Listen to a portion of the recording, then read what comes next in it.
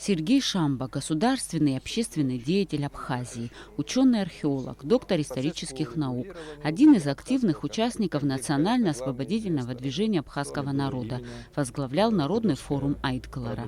С 1997 по 2010 годы Сергей Шамба руководил внешнеполитическим ведомством страны, был премьер-министром, кандидатом в президенты, депутатом парламента.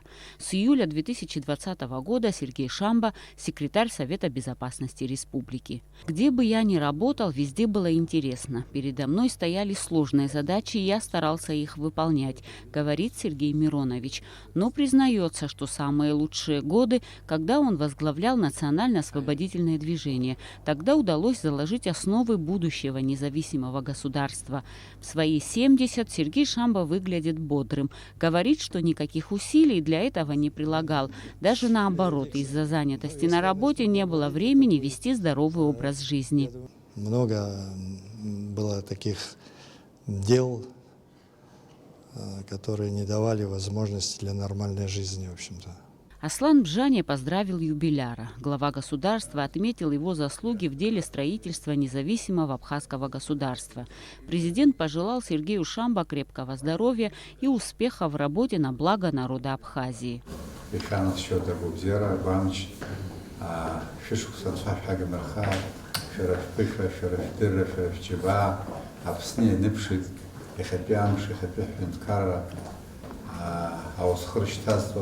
شغل قلم وبزيك حركته حسابه وبيح بالشو كرامته شبيش بيشتري شبشي في مشاري أبسنياقم خاطر.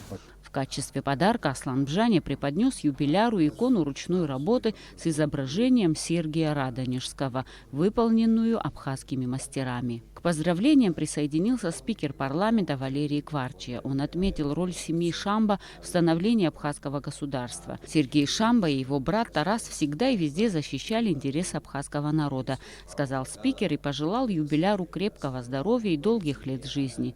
Сергей Шамба поблагодарил всех за теплые слова, отметив, что будет продолжать служить своему народу.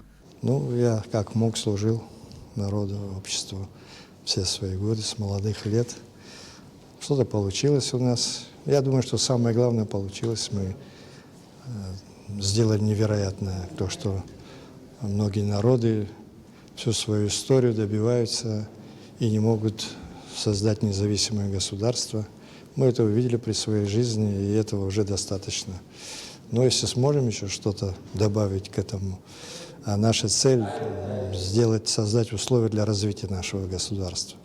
Если это тоже что-то сможем здесь добавить, будем стараться.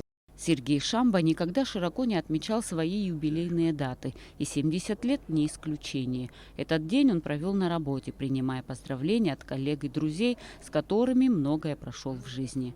Эсма Джикерба, Тимур Гугохе, Абхазское телевидение.